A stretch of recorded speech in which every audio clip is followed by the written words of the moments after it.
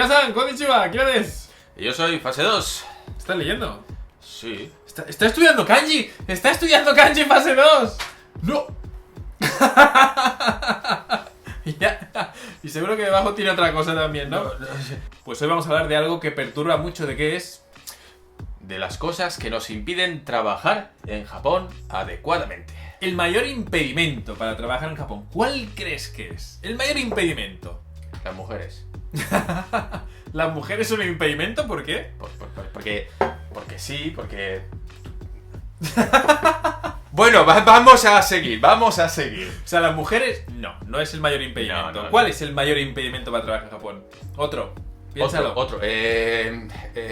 Pasa palabra. No, yo qué sé, los videojuegos. ¿Eso es un impedimento? No lo sé. ¿Lo No. es? No estoy dando No. ni una mierda. ¿Cuáles son? El mayor impedimento para trabajar en Japón es, sin duda alguna... El idioma. El ¿He idioma. acertado?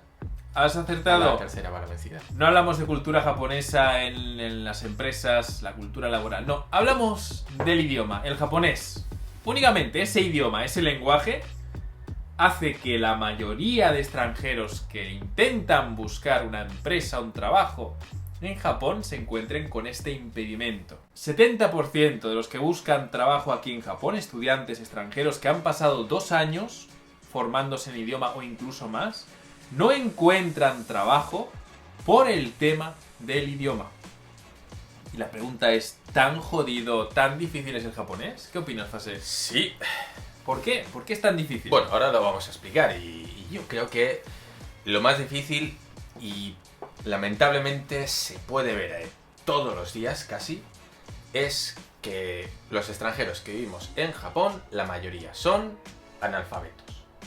Es decir, no pueden leer. hablan el idioma, lo entienden, pero no pueden ni leerlo ni escribirlo. Con lo cual podemos entender que el problema es el kanji. El kanji. Aquellos países que vienen de culturas donde se utiliza el kanji, como en China, pues tienen menos dificultades para hacerse con esta forma de pensar y de comunicarse, que es el ideograma japonés, ¿no? El chino, bueno, viene de ahí, ¿no? Sin embargo, de países occidentales donde no trabajamos con el kanji, que son los ideogramas japoneses, nos cuesta muchísimo aprenderlo y utilizarlo. Y además el japonés nos presenta una dificultad tremenda en el plano escrito. El registro escrito y el oral en japonés son dos mundos. Sí, diametralmente opuestos, no tienen nada que ver uno con otro. Entonces el que estudia aquí japonés se da cuenta de que la conversación, oye, con sus amigos, la familia, le va bien, lo aprende rápido, realmente hablamos en adjetivos, en pequeños vocablos, nos entendemos muy bien, no hay problema, pero en el trabajo lo escrito es totalmente diferente. Es como si fuera otro idioma, es como si en España utilizábamos el inglés en el trabajo y en la vida normal el español. La diferencia es realmente preocupante. Y esto hace que no logremos hacernos con el idioma porque no lo practicamos realmente hasta que estamos en la empresa, que es donde se utiliza ese japonés más de respeto, ese japonés más escrito. Hasta la fecha hemos pasado 2-3 años hablando con amigos, familiares y tal, novios, novias, y no utilizando ese japonés que luego es el que nos ponen a prueba en las entrevistas de trabajo y que hace que nos tumben. Y no solo el idioma en sí mismo es una dificultad, sino también cómo se estudia y cómo se está enseñando en Japón, que hace que sea prácticamente un muro infranqueable para muchísima gente. ¿Qué ocurre con las escuelas de japonés? ¿Por qué en 2 años alguien que ha estudiado en una escuela exclusivamente japonés no consigue el nivel necesario para trabajar? En 2 años. ¿Por qué crees que ocurre eso? ¿Por qué creo? Bueno, pues de nuevo los kanjis. El sistema japonés de estudiar en los colegios es por memorización. ¿Qué pasa con los estudiantes extranjeros? Que tienen que estudiar en 2 años una cantidad de kanjis que a un japonés le ha llevado 15, 20 años estudiar. Entonces, no podemos memorizar en 2 años lo que a un japonés le ha llevado de manera natural y nativa 15 años. Es que eso es imposible, a menos que ya vengas con los kanjis aprendidos de casa, lo cual quiere decir que seas chino. Sí. O taiwanés. Pongamos números. Son 2136 los kanjis, ideogramas, con sus lecturas, palabras, sumando más de 10.000 palabras de vocabulario, las que tienes que aprender en 2 años. Todo eso le sumamos la gramática, conversación y todo eso. Y lo que comentaba Fase, el sistema de memorización se prefiere porque los exámenes que pasamos para demostrar nuestra competencia en el idioma, los JLPT, son tipo test. Son tipo test y no nos preguntan nuestra competencia, la destreza oral, ni la expresión escrita. Son simplemente de responder aquello que hemos escuchado o el kanji, la gramática, si corresponde. Son muy sencillos y no nos ponen a prueba la expresión. Las escuelas se especializan en formarnos para ese contenido que tiene que ser memorizado, para ser no vomitado, sino simplemente visto y reconocido en los exámenes. Bueno, otro de los problemas es la poca cualificación de los profesores. Es que en la mayoría de las academias, oficiales incluso, los profesores no son profesores a tiempo completo, sino que son profesores a tiempo parcial, tienes contrato de baito, con lo cual se entiende que no se dedican profesional y exclusivamente a eso, sino que son pluriempleados. Aparte de ser profesores, tienen sus otros trabajos.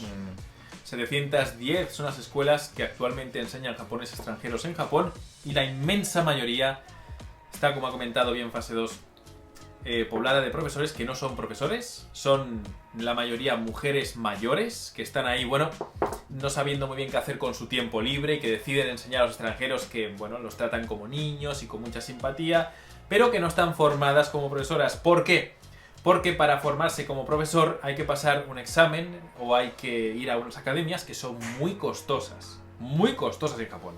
Y el sueldo que luego reciben es casi siempre un contrato tipo baito, tipo tiempo parcial, y reciben algo irrisorio que no van a poder ni siquiera pagar la inversión que han hecho en la formación. Por lo tanto, no hay profesores y les cuesta mucho formarse. Y los que hay se van a otros países porque aprovechan la experiencia, bueno, ya que les pagan poco, pero al menos que lo hagan en Estados Unidos, en España. Por lo tanto, los buenos profesores de japonés no están en Japón, están fuera de Japón.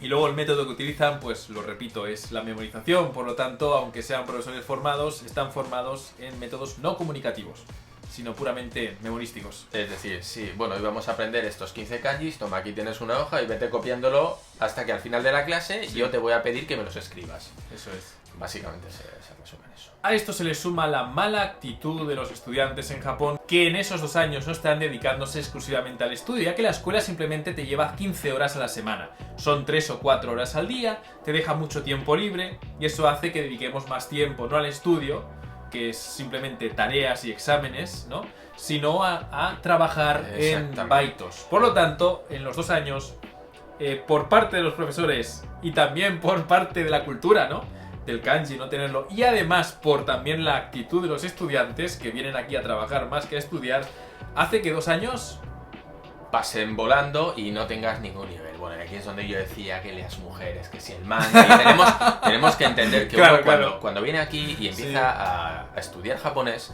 los colegios, se suma el pago de los colegios, se suma el alquiler del piso, los gastos, la comida, los vicios que todos queremos comprar y tener aquí en Japón, todo eso suma una cantidad tan enorme de dinero que es casi imposible mantenerse sin tener un trabajo a jornada parcial.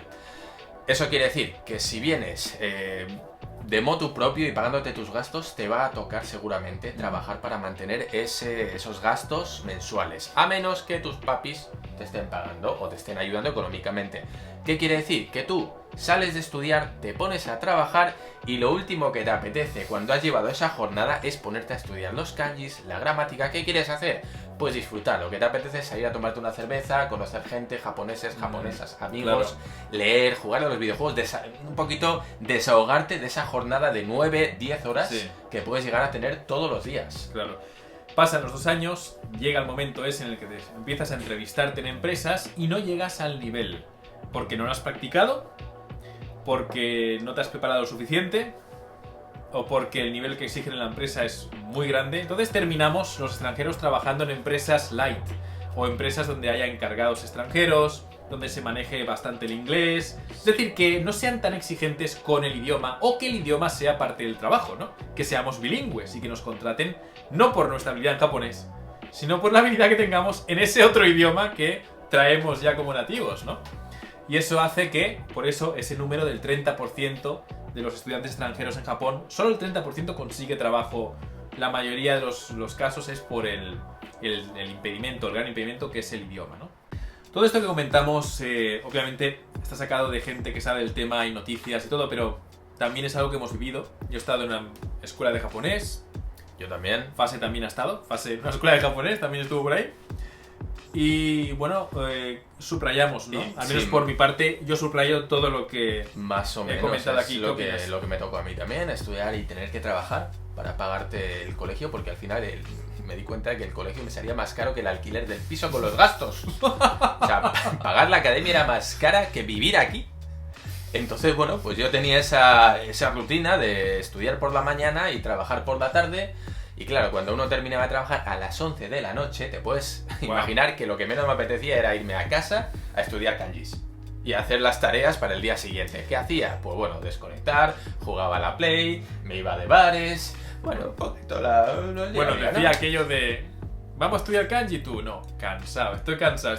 Claro, pero es que también ¿Y qué hacías con los exámenes de kanji? Porque son constantes. Pues Nos piden que memoricemos como de 20 a 50 kanjis por semana, ¿no? ¿Cómo lo hacías? O sea, se hacía lo que se podía. Yo ahí no te voy a mentir, íbamos como íbamos. Pero sí es verdad que también uno cuando viene a Japón, no vienes a estudiar, a trabajar, muchas veces vienes a vivir la experiencia. Claro. Entonces tienes que sacrificar tiempo de estudio porque del trabajo no puedes, ya que tienes que pagar la academia. Claro. Trabajas tiempo de estudio por tiempo de ocio. Yo creo que lo vale, ¿no? O sea, merece la pena no avanzar tanto en el japonés y poder disfrutar, porque yo lo que no quiero es estar 2 años y salir con un nivel del copón si luego no he tenido ninguna experiencia vital en Japón. Más allá. ¿Lo ves así? Yo sí. Yo lo veo al revés. O sea, lo veo esos 2 años y vale. Lo que yo recomiendo a los que me consultan que es que se sacrifiquen un poco más, porque luego lo que viene va a ser mucho mejor si se defienden más en el idioma. Es decir, en ese plan de decir 2 años aquí agobiado por el idioma, sí, pero luego pasarás 3 o 5 o 10 años relajado con el idioma. ¿Tú crees que a alguien que se pasa 2 años estudiando y trabajando le dan ganas de seguir así? Claro, es lo que mi recomendación es que te prepares lo máximo económicamente para no tener o no vengas con el chip de ganarte la matrícula trabajando en Japón, porque te va a quitar de luego trabajar realmente aquí. Pero bueno, yo sí estoy de acuerdo que hay que encontrar un balance y sobre todo el primer año dedicarse todo lo que se pueda estudiar, tener una base. Y luego ya una vez tienes la base, ya puedes relajarte un poco más y ya incluso con ese japonés que ya has adquirido, vas a divertirte mucho más, vas a estar mucho más relajado. Pero yo eso de estar machacando los 2 años... Yo creo que no merece la pena, ¿eh? Bueno, yo aquí están nuestros puntos de vista. Sí. Bueno, a ver qué opináis vosotros. Y si quieres saber más detalles sobre gastos, tu futuro en Japón, cómo te irá ese primer año, 2 años, recomendaciones personales, todo personalizado, tengo un servicio de consultoría. Te dejo aquí debajo. Consultas directamente conmigo por voz o por email. Hablamos tú y yo. Me cuentas tus cosas, está con una encuesta. Aprovecharlo porque la verdad es que os va a quitar de muchísimos agobios. Que parece que no, pero cuando tienes que hacer todas estas gestiones, el no tener ni idea de nada es un agobio constante. Y mucha gente se pasa un primer mes estresadísimo porque no sabe muy bien dónde tiene que ir a hacer las cosas. Eso es lo que yo te ofrezco en el servicio. Bye bye a todos. Suscríbete, like y comenta.